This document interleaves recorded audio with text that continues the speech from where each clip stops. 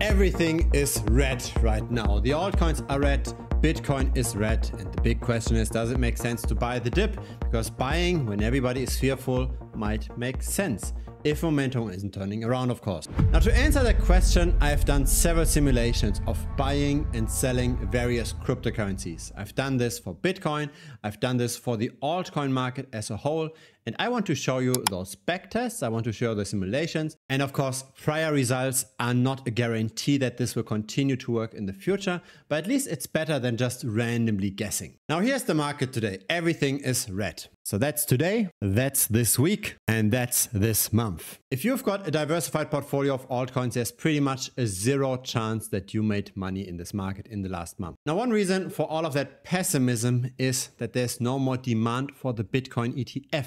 Or let's say plural, the Bitcoin ETFs. So here we see the sum of Bitcoin, the total number of Bitcoin that's been held by the ETFs. And there was a very nice increase initially, but since the middle of March, nothing is happening anymore. There's no more inflows. The assets under management for those various Bitcoin ETFs is flat. And here we see the same thing, but as the changes per day. So initially a lot of activity, also a bit more inflows than outflows. Now the activity is going down and the outflows prevail. The inflows are pretty much dead. That of course drives down the Bitcoin price because there are a lot of long-term holders that are currently a lot in profit. And thus, when Bitcoin goes down, the altcoins have a hard time as well.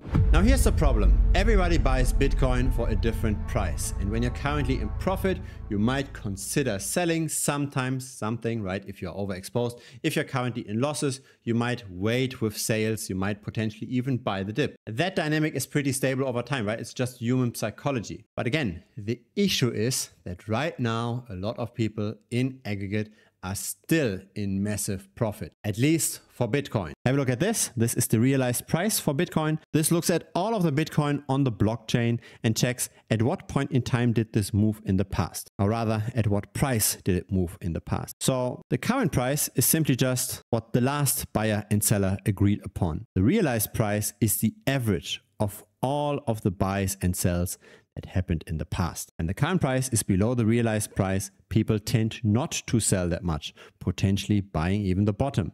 When the current price is above the realized price, people tend to think about selling at some point. It doesn't mean that we have to directly crash down, right? We can simply just stay in a bull market for a while, but we tend to be hovering around that realized price every now and then. This is the minor capitulation in 2018. This is the Corona crash. This is the FTX/Terra Luna collapse. And if we don't see a massive bull market from here, which at least doesn't seem to be warranted given the Bitcoin ETF flows right now, then it's not super unreasonable to see the price again approaching the realized price, which is at 28,886 right now. There's still a lot of potential downside. People are still more than 2x in profit on Bitcoin. The main problem with crypto YouTube is conflict of interest. Too many YouTubers shill garbage, promote garbage, and fill up their pockets in the background.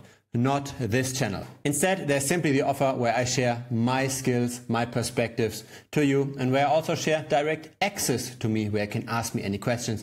Feel free to check it out. The premium membership link is down below. Now let me show you the backtests. Crypto tends to move in waves, right? Sometimes we're in a bull market, sometimes we're in a bear market. And a very straightforward way to time those waves is moving averages, right? You've probably seen this on other channels.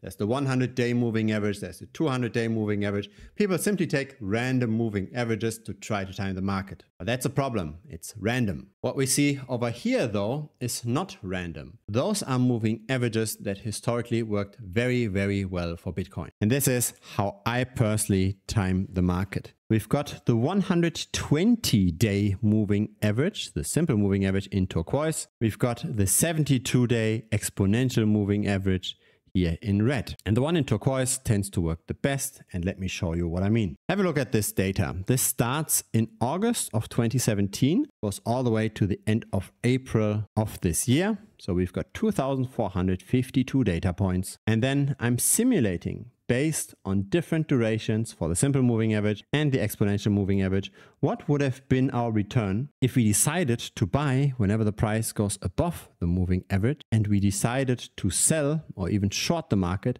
whenever the price is below the moving average. So we buy in when we cross above, we sell when we cross below. And with that fixed strategy, we can then calculate with what moving average duration would we have actually timed the market the best. And what we see when we go through this is that the 120-day simple moving average tended to work the best. There's a different representation of this over here. So on the x-axis, we've got the duration of the moving average. On the y-axis, we've got the annualized performance. Over here is the best simple moving average, the 120-day. And there's various exponential moving averages that also work well. Here's the 72, but you can also decide to use the 104 exponential.